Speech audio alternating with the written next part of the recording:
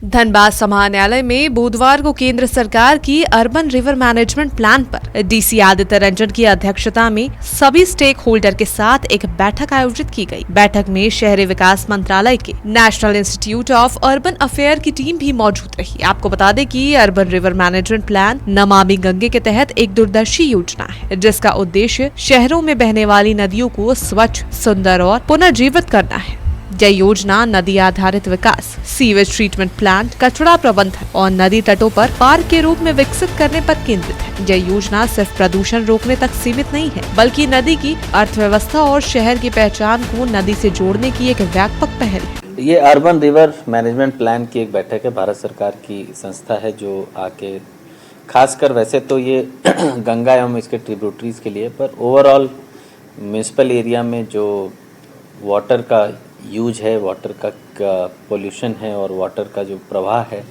In different reverse and छोटे छोटे जो उसके नाले हैं उन सब का, उस पर एक बैठक है और डिफरेंट स्टेक होल्डर्स को रखा गया है। और इंस्ट्रक्शन यही है कि ज़िले में खासकर म्यूनिसिपल एरिया में जितने स्टेक होल्डर्स इन्वॉल्व हैं वाटर यूज़ को लेके या वाटर के क्वालिटी को लेके, उन सबको इसमें रखा जाए।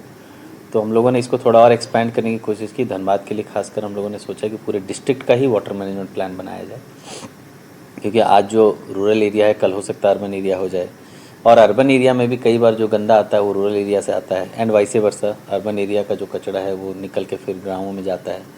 तो इसीलिए एक होलिस्टिक प्लान होना चाहिए। तो हम लोग धनबाद में खासकर पूरे डिस्ट्रिक्ट का कर रहे हैं और स्टेक होल्डर्स पहले गवर्नमेंट डिपार्टमेंट से आज हम लोगों ने बैठक में निर्णय लिया कि इसमें चूँकि धनबाद में ऑलरेडी बहुत सारी कंपनीज़ हैं जो रिवर पॉल्यूशन भी करती हैं, रिवर प्रोटेक्शन भी करती हैं, उनका अपना वाटर मैनेजमेंट प्लान भी है, उसका यूटिलिटी भी है। तो हम लोग सभी बड़े कंपनीज़ को भी स्टेक होल्डर बना रहे हैं। अगली बैठक में वो लोग भी रहेंगे, खासकर BCCL, हल, MPL, इन सबको हम लोग रखेंगे।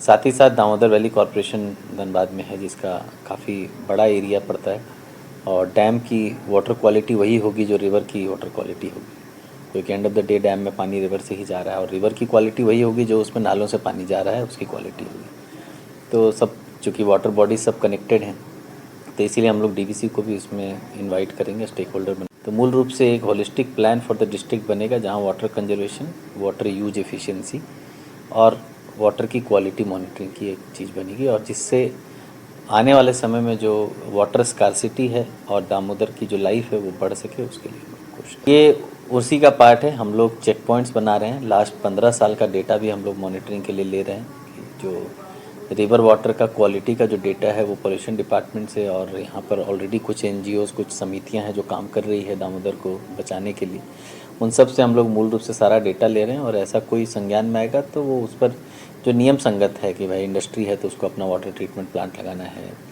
और अगर पिट वाटर है तो उसका वाटर क्वालिटी चेंज करने के बाद ही पानी डालना है नदी में, तो उन सब चीज़ों को हम लोग करेंगे। और साथ ही साथ जितने भी वाटर के मार्कर्स हैं, हम लोग आज नोटिस में आया है कि जितने भी हमारे ब्रिजेज हैं उनके पिलर्स हैं उसमें वाटर मार्क्स नहीं लगे हुए हैं कि भाई बरसात में कहाँ तक पानी रहता है, किसके ऊपर फ्लड जो है वो नोटिफाई होना चाहिए। उन सब भी पिलर्स में हम लोग वो मार्कर्स लगाने का भी काम साथ साथ करेंगे, ताकि वो उस पर भी काम हो सके। Sanjana Singh, Koylanchal live desk.